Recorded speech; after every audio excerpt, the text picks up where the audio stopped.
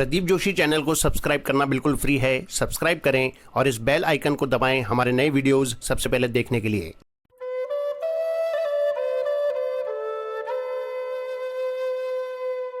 स्वामी रामसुखदास जी महाराज को शत शत नमन। आज का विषय है 3 प्रकार की दृष्टियां। महाराज जी के शब्दों में, मनुष्य की दृष्टियां 3 प्रकार की हैं। पहली इंद्रिय दृष्टि अर्थात बहिकरण, दूसरी बुद्धि दृष्टि अर्थात अंतःकरण और तीसरी तत्व दृष्टि अर्थात स्वरूप। ये तीनों दृष्टियां क्रमशः एक एक से सूक्ष्म एवं श्रेष्ठ हैं। संसार असत और अस्थिर होते हुए भी इंद्रिय दृष्टि से देखने पर सत एवं स्थिर प्रतीत होता है, जिससे संसार में राग हो जाता है। बुद्धि दृष्टि में वस्तुतः विवेक ही प्रधान है।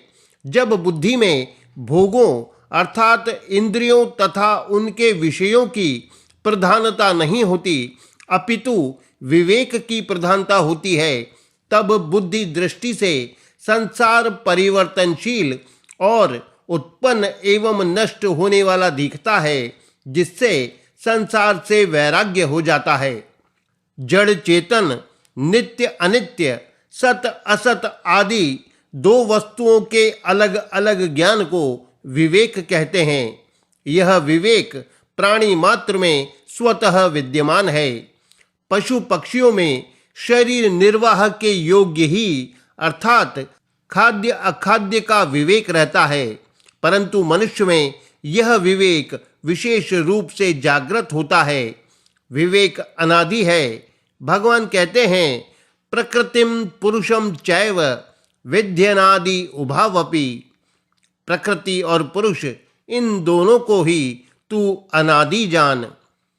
इस श्लोकार्ध में आए उभव अर्थात दोनों पद से यह सिद्ध होता है कि जैसे प्रकृति और पुरुष दोनों अनादि हैं, वैसे ही इन दोनों का भेद ज्ञान रूप विवेक भी अनादि है। उभयोरपि दृष्टोन्तस त्वनयोस्तत्वदर्शी भी। तत्वदर्शी महापुरुषों ने सत असत दोनों का ही तत्व देखा है। इस श्लोकार्ध में आए उभयोः पद से भी यही बात सिद्ध होती है। जिस प्रकार प्रकाश बल्ब में नहीं होता अपितु बल्ब में आता है, उसी प्रकार यह अनादि सिद्ध विवेक भी बुद्धि में पैदा नहीं होता अपितु बुद्धि में आता है। इंद्रिय दृष्टि की अपेक्षा बुद्धि दृष्टि की प्रधानता होने से विवेक विशेष स्फुरित होता है, जिससे सत की सत्ता और असत के अभाव का अलग अलग ज्ञान हो जाता है। विवेक पूर्वक असत का त्याग कर देने पर जो शेष रहता है वही तत्व है। तत्व दृष्टि से देखने पर एक भगवत तत्व अथवा परमात्म तत्व के सिवा संसार, शरीर, अंतःकरण, बाह्यकरण आदि किसी की भी स्वतंत्र सत्ता सत्यत्वेन किंचन मात्र भी नहीं रहती। तब एकमात्र वासुदेवः सर्वम्, सब कुछ वासुदेव ही हैं, इसका बोध हो जाता है। इस प्रकार यह संसार बाह्यकरण अर्थात इंद्रियों से देखने पर नित्य एवं सुखदायी, अंतःकरण अर्थात बुद्धि से देखने पर अनित्य एवं दुखदायी तथा तत्व से देखने पर परमात्मा स्वरूप दिखाई देता है। साधक की विवेक दृष्टि और सिद्ध की तत्व दृष्टि में अंतर यह है कि विवेक दृष्टि से सत और असत दोनों अलग अलग दिखते हैं और सत का अभाव नहीं एवं असत का भाव नहीं, ऐसा बोध होता है। इस प्रकार विवेक दृष्टि का परिणाम होता है असत के त्याग पूर्वक सत की प्राप्ति। जहाँ सत की प्राप्ति होती है वहाँ तत्व दृष्टि रहती है। तत्व दृष्टि से सत की प्राप्ति होती है। तत्व दृष्टि से संसार कभी सत्य रूप से प्रतीत नहीं होता। तात्पर्य है कि विवेक दृष्टि में सत और असत दोनों रहते हैं। और तत्व दृष्टि में केवल सत रहता है। विवेक को महत्व देने से इंद्रियों का ज्ञान लीन हो जाता है।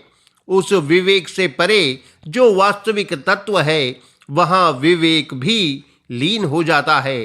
वास्तविक दृष्टि। वस्तुतः तत्व दृष्टि ही वास्तविक दृष्टि है। इंद्रिय दृष्टि और बुद्धि दृष्टि वास्तविक नहीं है, क्योंकि जिस धातु का संसार है उसी धातु की ये दृष्टियां हैं। अतः ये दृष्टियां सांसारिक अथवा पारमार्थिक विषय में पूर्ण निर्णय नहीं कर सकती। तत्व दृष्टि में ये सब दृष्टियां लीन हो जाती हैं। जैसे रात्रि में बल्ब जलाने से प्रकाश होता है, परंतु वही बल्ब यदि मध्याह्न काल में अर्थात दिन के प्रकाश में जलाया जाता है तो उसके प्रकाश का भान तो होता है, पर उस प्रकाश का अर्थात सूर्य के प्रकाश के सामने कोई महत्व नहीं रहता। वैसे ही इंद्रिय दृष्टि और बुद्धि दृष्टि अज्ञान अर्थात अविद्या अथवा संसार में तो काम करती हैं, पर तत्व दृष्टि हो जाने पर इन दृष्टियों का उसके अर्थात तत्व दृष्टि के सामने कोई महत्व नहीं रह जाता। ये दृष्टियां नष्ट तो नहीं होती, पर प्रभावहीन हो जाती हैं। केवल सच्चिदानंद रूप से एक ज्ञान शेष रह जाता है। उसी को भगवत तत्व या परमात्मा तत्व कहते हैं। वही वास्तविक तत्व है। शेष सब अतत्व हैं।